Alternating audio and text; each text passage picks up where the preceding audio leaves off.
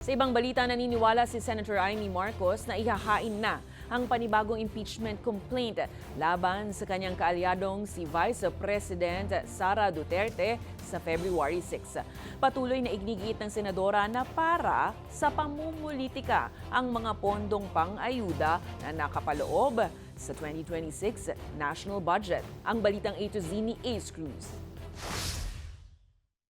February 6 is the reckoning date for a second impeachment against VP Sara.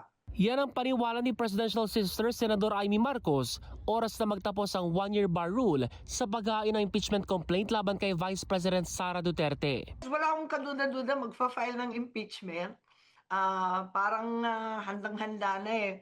Nauna nang sinabi ng senadora na pinalusot pa rin ang umano'y pork barrel sa 2026 national budget para makuha ang suporta ng mga mambabatas para sa ihahaing impeachment complaint. All these monies are being set aside for a sinister and political purpose.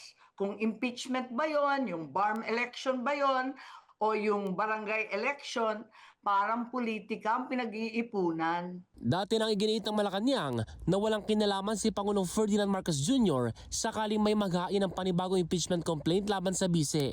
Gayunman, nananatili ang posisyon ng Pangulo. Ang dapat managot ay dapat managot. Hindi po magkakaroon ng pagkakaisa kung may naiiwang issue na dapat na sagutin. Samantala, ayon pa sa senadora, may niluluto rin umanong kaso laban sa ilang dati at kasalukuyang senador kaugnay sa flood control anomalies.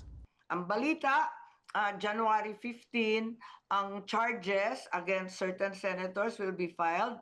I understand they have already drafted against Senator Jinggoy, Senator Joel, and former Senator Bong Revilla. Pagkatapos ang balita ko, meron na rin daw against Congressman Garjola, Congressman Yap, and his brother, Congressman Yap as well.